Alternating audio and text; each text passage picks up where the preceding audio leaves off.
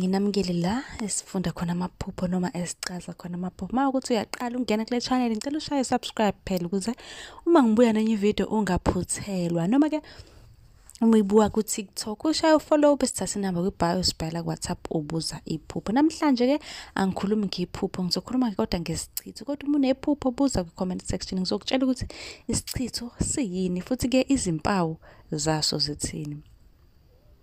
Imithi ke ehlanganiswayo yokugadla umuntu leyo ke sibiza ngani isichitho. Ziningi ke izinhlobo zesichitho, isichitho samakaka, isichitho sezimpethu, isichitho sezintwala, isichitho samaselesele nokunye ke okuningi. Kuya ngokuthi ke umuntu ufune esane. Nezindlela ke zokulapha ayifani ngenxa yokuthi ke imithi esebenziswayo nayo ayifani. Ake siqhubeke ngikhulume ke manje ngezimpawu zesichitho.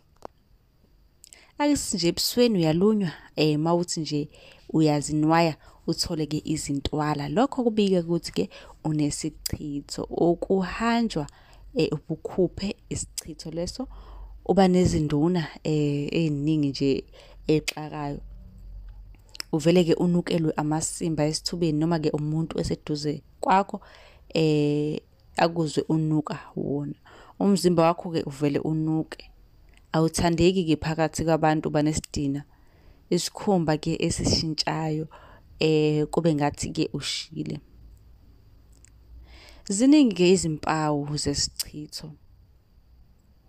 Amaphupho ezimpawu ke zesichitho. Ukuphupha amaselesele athusayo lokho kubika ke isichitho. Ukuphupha ke izimpethu lokho ukubika isichitho. Ukuphupha ke ithoilet, ukuphupha uwadla amakaka noma uwathinta ngesandla noma uwabona. Ukuphupha ke uncelisa ingane encane, ukuphupha izintwala, ukuphupha ke ujahwa ubukhuphe, ukuphupha ingane noma umuntu esetoilet.